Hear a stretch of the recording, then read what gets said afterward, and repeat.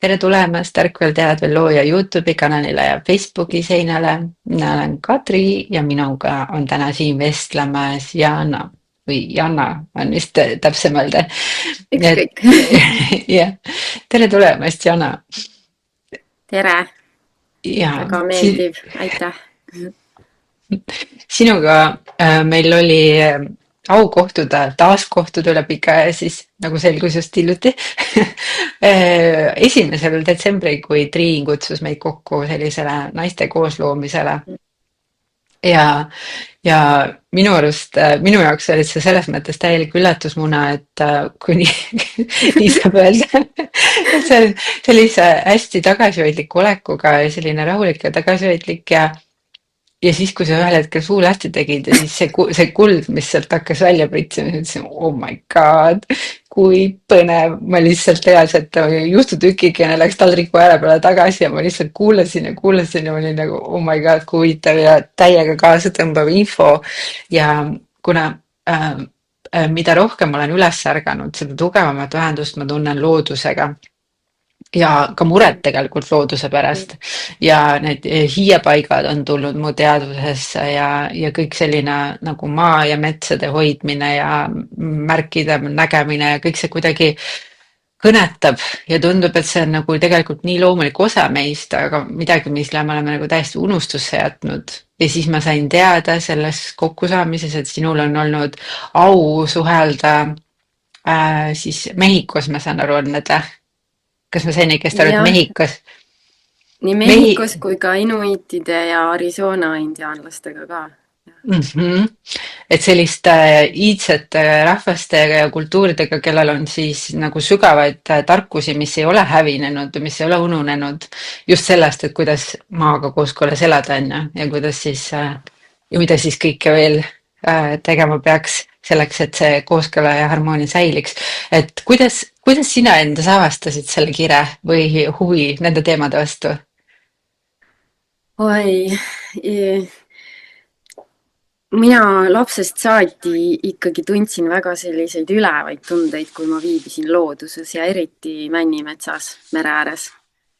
Kuigi ma olen 6. eluaastast saati mänginud tennist ja väga intensiivselt, et võistelnud ja pidanud olema trennis vahest mitu korda päevas, siis kui mulle avanes võimalus, ma alati põgenesin loodusesse ja juba kui vanemaks sain, siis hakkasin ikka korralikult poppi koolis tegema ja alati sõitsin bussiga, näiteks olin täitsa väike, 9-aastane, sõitsin üksinda bussiga Vormsi saarele ja tegin selliseid naljakaid asju ennast, või siis lihtsalt seiklesin Kadrioru pargis, nii et ema oli kõik surnukuurid ja haiglad läbi helistanud.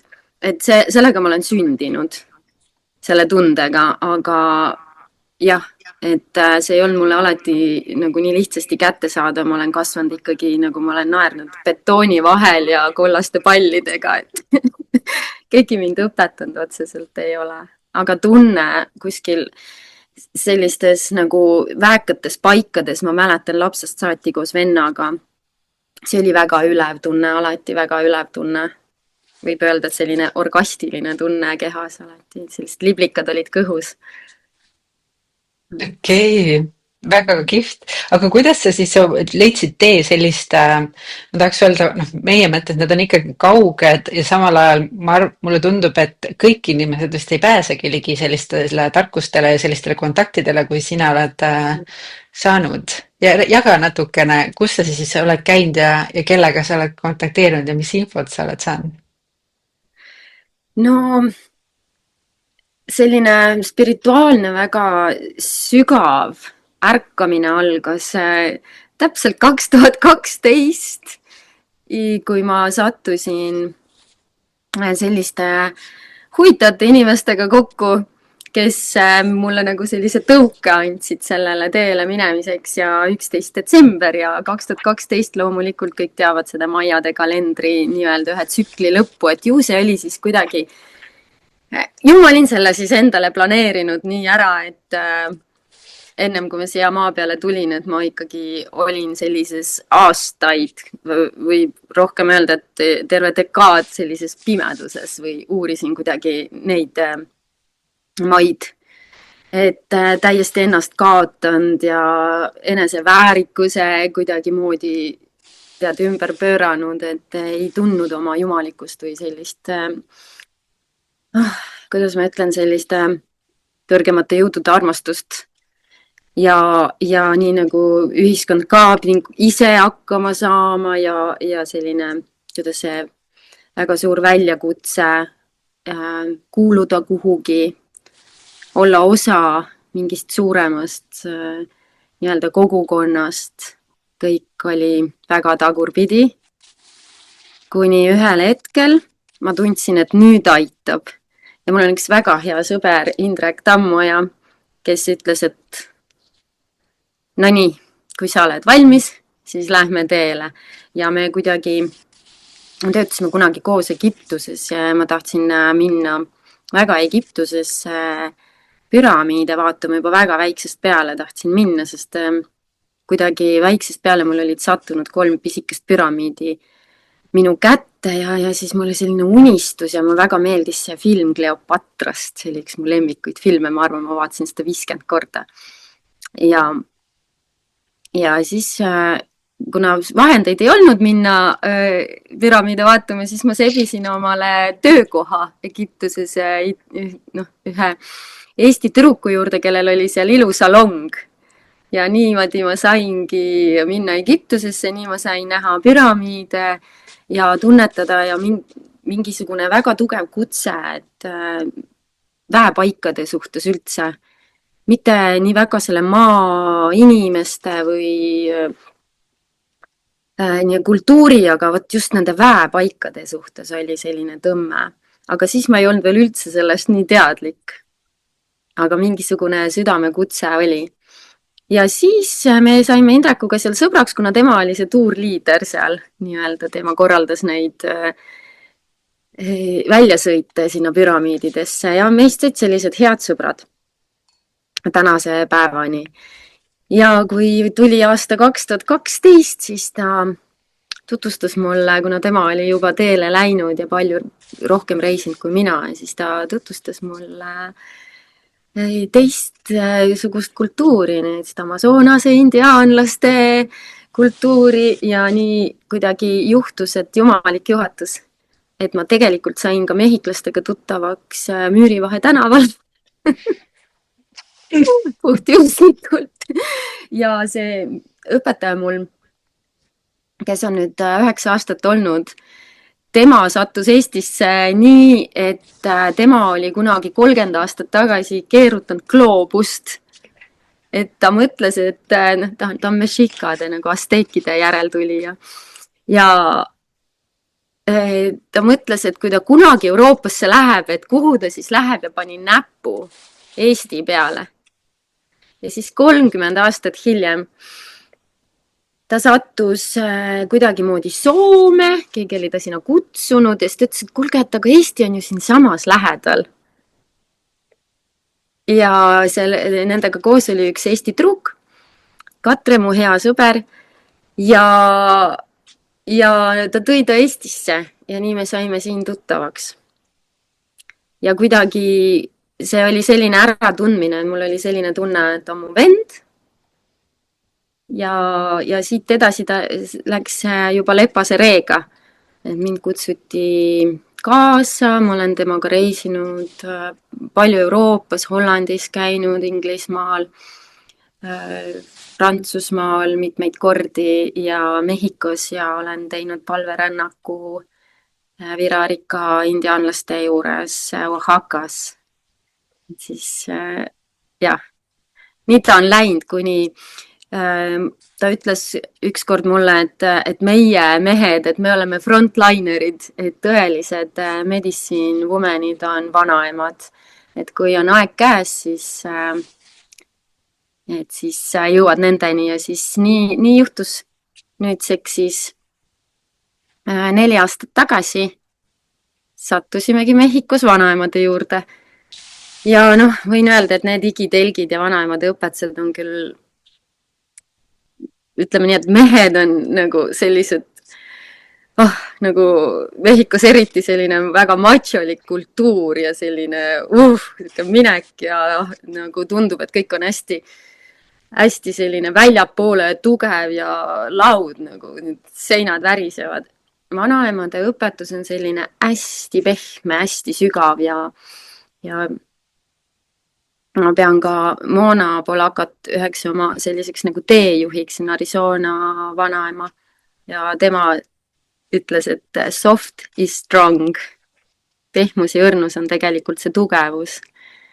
Ja algas hoopis teistpidine õpe minu jaoks, täiesti keeras, nagu mehhiklased ütlevad, tortilla flip. hakkas, et võeti see tortilla, keerati teistpidi ja hakkas täiesti teistsugune selline sügav, pehme, selline konstantne läbi sellise õrnuse ja armastuse läbi õrnuse õpe. Et selline betoonikihid me lõhkusime meestega maha. et jah, see alguses pakkus mulle ka väga palju huvi ja pinget, sest see on nagu selline ilutulestik kogu aeg olla meestega ja vanaisadega ja nad on sellised naljalised nagu. Nad teevad hästi palju nalja ja see oli alati nii lõbus. Ja õppimine läbi nalja ja aga nüüd on jah natuke teistmoodi, et meil on Kuutantsul on peaaegu 30 vanaema üle riigi, tähendab üle planeedi. Ja me käime nendega higitelgis ja me kuulame, kuidas palvetatakse. Me oleme sellised väga värsked õpilased alles nagu natukene kraabime pinnast tegelikult. Okei, aga mismoodi need õpetused siis nagu, mida nad endast kujutavad siis? Näiteks, too võib-olla mõni näide, et mis õpetuse sa oled saanud sellisel viisil, et sa oled saanud seda rakendada oma ellu või mida see su elus näiteks muutnud on? No minu jaoks kõige tähtsam ja olulisem on ikkagi see, et iga samm on palve ja kogu aeg jälgida oma mõtteid. Ja kuidas ma liigun ringi looduses või lähen kuhugi väepaika või kuskile ükskõik veesilma juurde. Et ma panen alati tähele ja tean seda nüüd, et kõik on hingestatud. Iga veesilm on hingestatud, igal pool on omad kohavaimud, igal pool on mingi elu toimub. Et me ei ole inimestena ainukesed siin planeedil. Vahel kipume seda arvama, et meil on kogu õigus, aga see ei ole nii. Et õpetused kividest, õpetused suhtlemisest, õpetused jälgima kuidagi vett. Et ma ei ole kaugeltki veel seal, et lugeda vett nii näiteks nagu kogi-indiaanlased teevad, et mullide pealt ja täpselt teavad, aga lihtsalt see nagu enda tühjendamine, mõttepuhastus, et siis saada seda infot, et kuidas siis ikka vesi ei tule suga rääkima niimoodi, et ta räägib suga nagu inimene, ta räägib suga läbi intuitsiooni, läbi su mõtete, sul tekib mingisugune taipamine seal kohas olles ja ma unustasin mainida, et mul on ka Eestis üks üli armas, mõnus õpetaja, kelleks on Muu Martin ja kes on hiiepaikade hoidja. Et meil ei ole Eestis ju kaugeltki üldse kadunud, see lihtsalt minul oli vaja minna nii suure ringiga, et kõigepealt Mehhikosse ja reisida nii palju ringi, et tuua see tagasi koju ja rakendada seda siin, et vahepeal on endal ka piinlik, et käi ennem nuustakule ära, ennem kui lähed nii kaugetesse maadesse, aga ma usun ka seda jumalikku juhatust, et mind süda kutsus ja juhatas mind sellistesse paikadesse, juhatas kokku mind selliste vanaemade ja vanaisadega, kes mäletavad, need on väärtusõpetused. Nad mäletavad ja nad ütlevad niimoodi, et we don't have to believe it, we live it. Ja kui sa hakkad otsast proovima, näiteks lähed kivi juurde ja proovid temaga rääkida, paned pea sinna vastu, kuuled, mis ta nimi on või et siis selline maagia hakkab sinu elus toimuma, et see päriselt juhtubki niimoodi, et loodus suhtleb sinuga tagasi, suhtleb sinuga vastu. Ja seal on nii palju väikseid nippe, mis on tegelikult niivõrd lihtsad või näiteks iga hommiku, kui sa ärkad, et ennem kui sa jood kohvi, sa võtad selle klaasi vee ja näiteks laulad talle ja paned oma mõtted, paned oma taotluse, paned oma armastuse sinna vee sisse ja jood niimoodi proovige kas või 1 nädal ja elu muutub päriselt. Või tuulega, kuidas meil ei olnud ju vanasti internetti, meil ei olnud vanasti selliseid kommunikatsioonivahendeid, siis pärismaalased põlisrahvad suhtlesid läbi tuulte, ehk siis ka telepaatiliselt tuul viis laiali sõnumeid. Et sellest räägib Maia vanaema ka, et siiamaani nad suhtlevad läbi selliste nagu tuulte energiate ja tegelikult teeme seda meie ka. Sest kindlasti kõik on tundnud seda, et mõtled mingi inimese peale väga pingselt, võtab telefoni ja ta juba helistab sulle. Tuul viib laiali selle info, viib selle sõnumi. Nii äge. Nii äge. Kui inimene satub sellisesse nagu hiiepaika, meil Eestis on, sa ilmselt tead paremini, kui palju ja kus neid on, et mina tean mõndasi. Et kui inimene satub sinna, siis kuidas ta seal siis tegelikult käituma peaks või mis seal tegema peaks? Milleks need on loodud, need kohad? No mina tean ka vähe, et kes väga palju teab, on kindlasti Ahto Kaasik ja Kristel Vilbast, kes on kirjutanud Allikatest raamatu, aga ma tean mõnda, kus ma käin ja kindlasti suure austusega ja sellise väärikustundega minna sinna ja tutvustada ennast ja astuda, küsida luba, siseneda ka oma mõttes, et see ei pea kõik olema nii, kuidas ma ütlen, forsseeritud.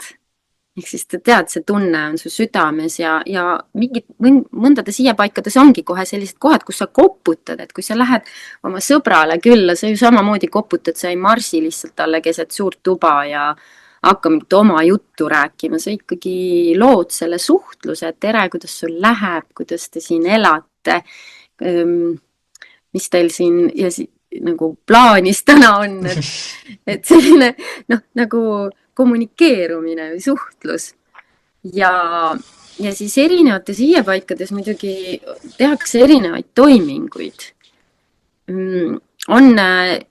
On selliseid kohti, kus minnakse midagi ära andma ja on selliseid kohti, kus käiakse midagi küsimas ja erinevaid kuidagi rituaalseid tegevusi, aga ikkagi eestlane on alati lähtunud ka oma tundest ja ei ole päris nii tugevasti reglementeeritud, kui on näiteks religioosne tegevus või et eestlane on ikkagi kuidagi nagu oma läbi tunde, aga teadlikkus ka kaasneb sellega, et sa mitte midagi kunagi hiiepaigast kaasa ei tohi võtta. Kõik, mis on hiiepaigas, peab sinna jääma, et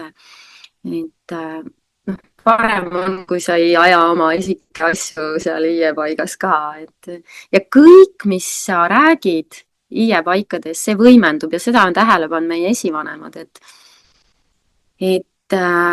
suhtlus saab toimuda igal pool, sul kodus ja ükskõik kus, et sa oled ühenduses, aga esivanemad on lihtsalt pannud tähele, et hiiepaikades ja väepaikades toimub see suhtlus märksa kergemini kui lihtsalt mingi suvalise kännu otsas. See ühendus on nagu telefoniga, sa otsid seda levi, mul on hästi halb levi siin Elbikul, et ma lähen ka kuskile, nii et parem levi on, et ütleme, et see on samasugune tehnoloogia, et ilmselt see on seotud maaväljadega ja sellise püha geomeetriaga ja levi on hiiepaikades ja väepaikades parem. Okei. Okei, ühesõnaga, et hiiepaik siis on, aga kuidas inimene siis teab seda, näiteks oletame, meil on siin, mul tuleb praegu see, mis on seal Lõuna-Eestis on see mitte Piusakoopad, vaid see, mis see teine koht on? kas sa mõtled emaallikat või ja see jah, emalätet? jah, Emalatä jah. Näiteks, kas see on nagu, mis seal tegema peaks, näiteks kui inimene läheb sinna, et kuidas ta seal, millist rituaali ta võiks seal näiteks teha?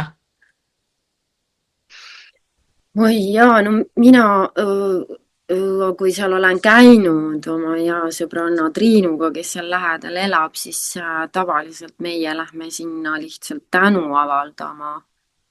Ma ei ole kunagi sealt nii otseselt midagi nagu endale palunud või küsinud, aga käinud laulmas ja tänu tundes me oleme mõned punased lindid või mingid värvilised lindid sinna sidunud, et niimoodi siis eestlane annab ju hõbedat veele, ehk siis 9 korda kraabib hõbedat ja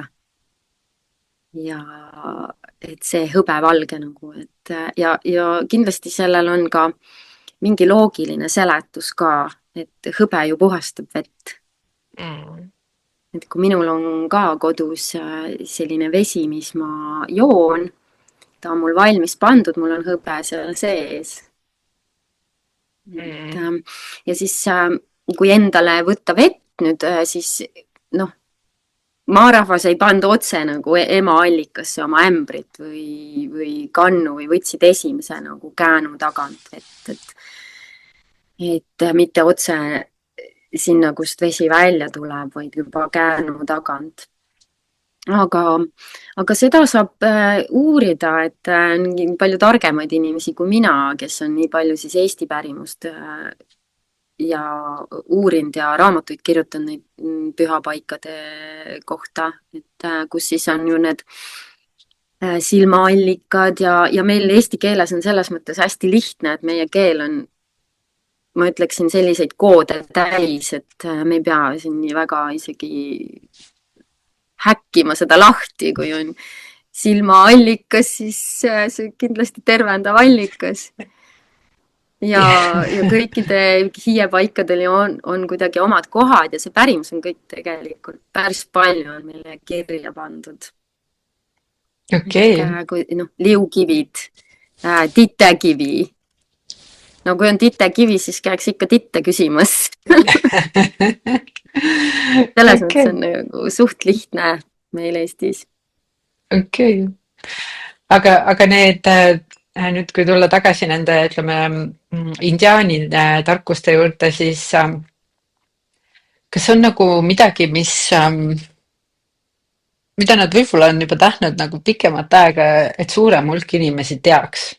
Aga et see sõnum nagu ei võib-olla ei jõua kohale, et meil on ka siin võimalus täna veel nagu seda sõnumit levitada.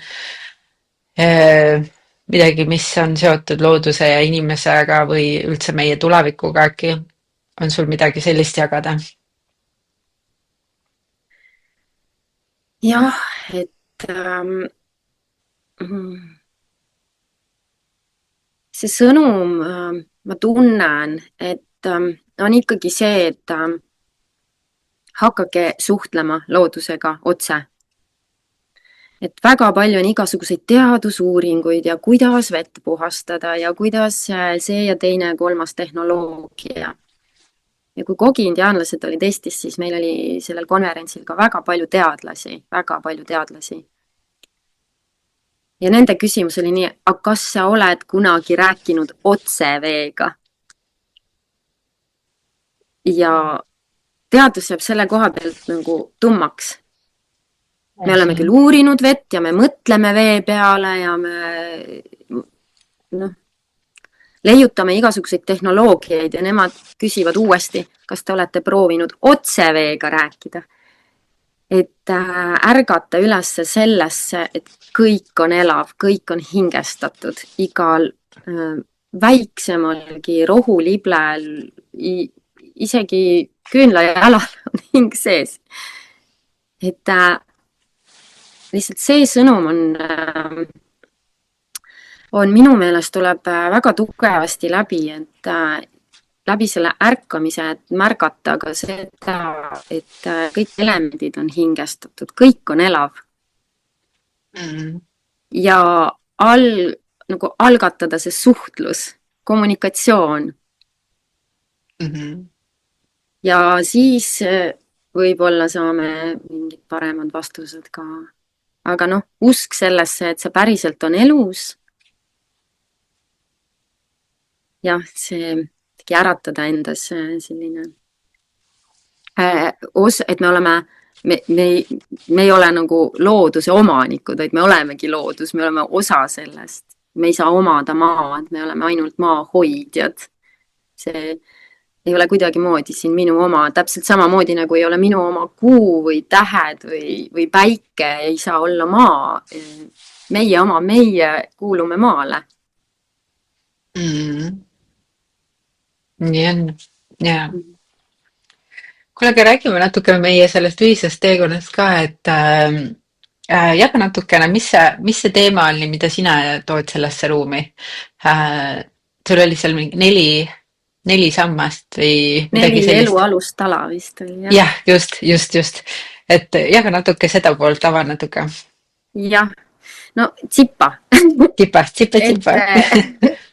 4 alustala ongi siis vesi, õhk, tuli ja maa, millest koosnevad meie kehad ja mille läbi me siis tuleme siia ilma. Et vesi toob meie hinge teiselt poolt siia ilma, me manifesteerume. Et esimene hingetõmme on õhk, tuli, maa. Et sellest soovin natuke avada, nii palju kui mul on antud. Teada ja jagada.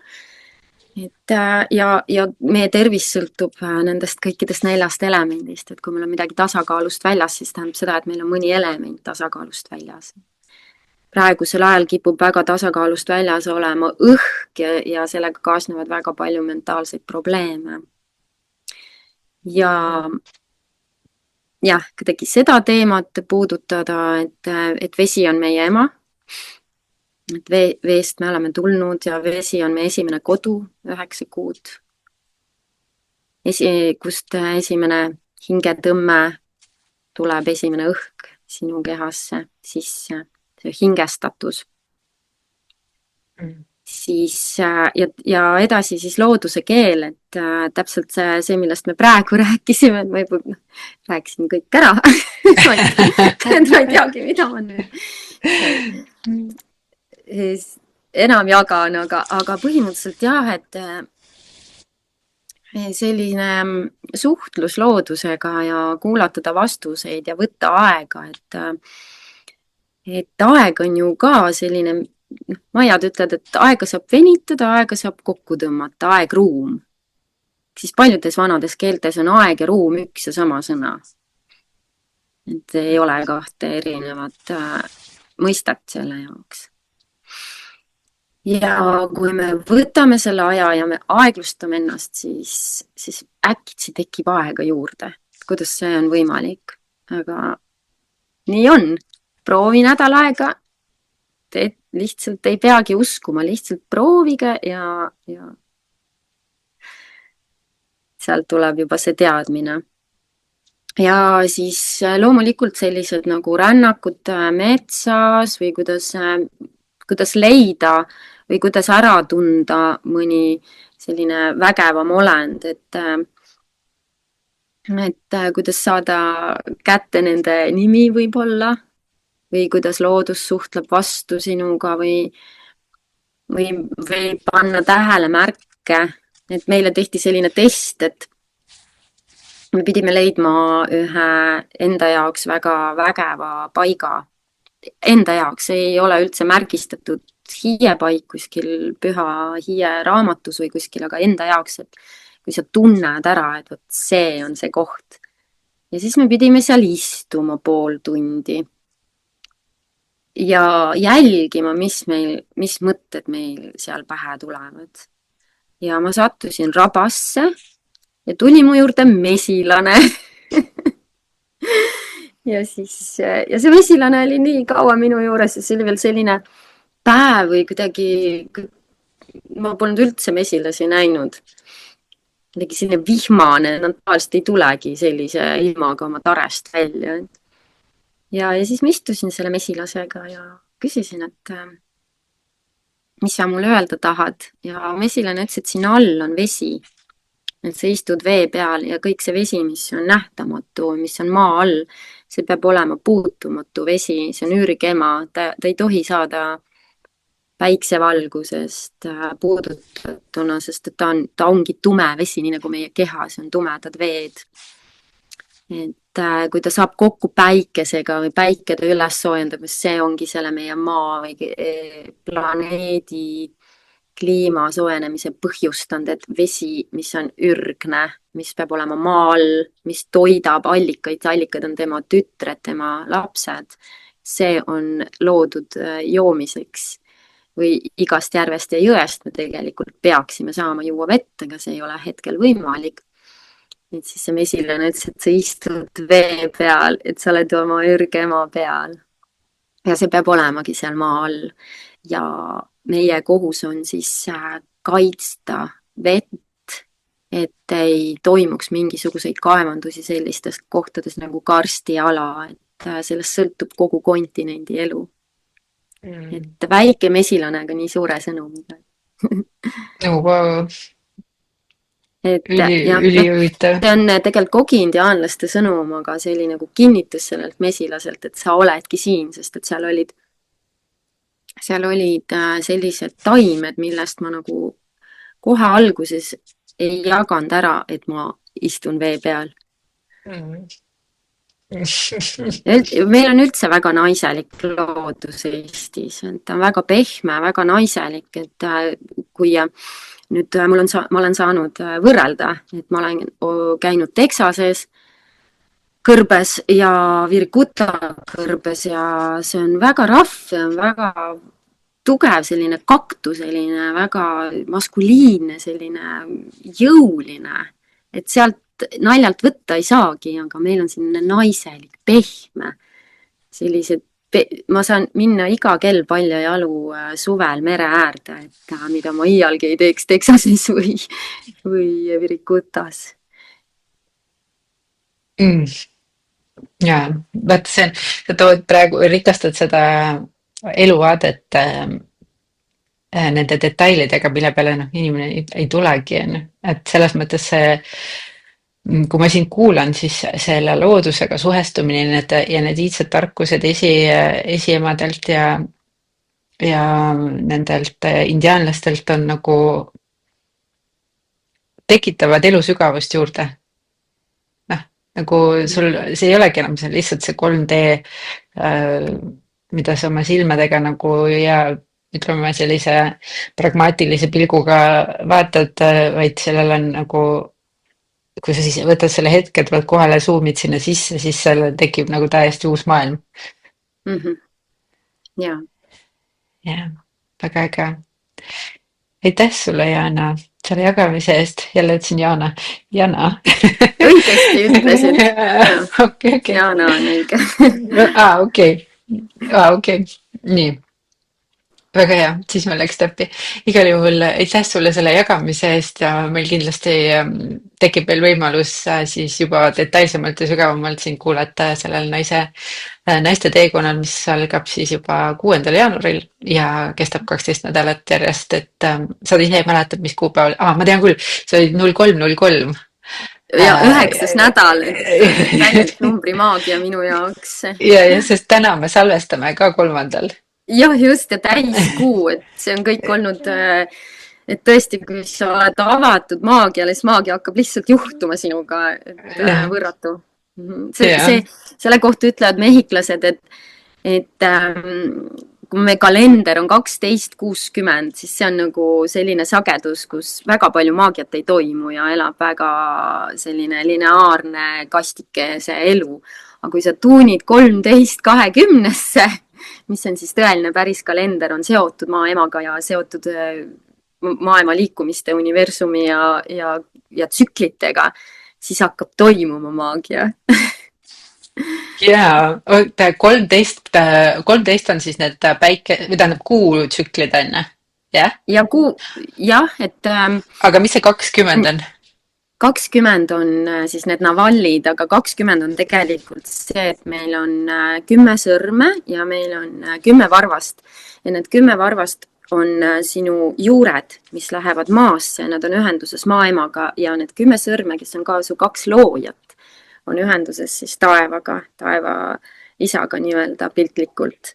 Ja see on 20 ja 13 on siis meil 13 liigest, ehk siis kannakõõlus, põlvekõõlused, puusaliigesed, küünarliigesed, õlaliigesed ja kael on 13. Ehk siis 12 on see, kus on pea maha võetud. Ehk siis ei ole okei. ja jah, et tõesti soovitan uurida, et kalendreid on maailmas väga-väga-väga palju. Ja vanad mehhiklased, kui nad noh, nagu tutvusid või kohtusid teineteisega, et tere, mis on su kalender? Sest nad ütlevad, et läbi kalendrite ka esivanemad suhtlevad meiega ja see laps, kui ta sünnib, alati valitakse talle kalendrist see nimi ja seal on mitu nimevalikut, ehk siis nad arvavad, et lapsed ise valivad endale nimed, kui nad sünnivad. Sellepärast nad sünnivad nendel päevadel ja kalendrid on siis jäetud neile esivanematelt ja nad ise arvavad neid olevat üle 30 000 aasta vanad. Väga põnev. Okei. Aitäh sulle. Teeme siinpool siis nüüd selle side lõppu ja täname kõiki vaatajaid ja ootame teid sellele teekonnale. Paneme info siia alla, et kui midagi tahate selle kohta täpsemalt lugeda, siis saate siit alt lugeda ja tõesti mina isiklikult ootan põnevusega, mismoodi see teekond meil lahti rullib ja millist infot sealt siis läbi tuleb, läbi kõikide naiste, kes seal. Suur aitäh selle võimaluse eest. Ja aitäh. Olgu nii, lähme siis laiali. Tšau. Tšau.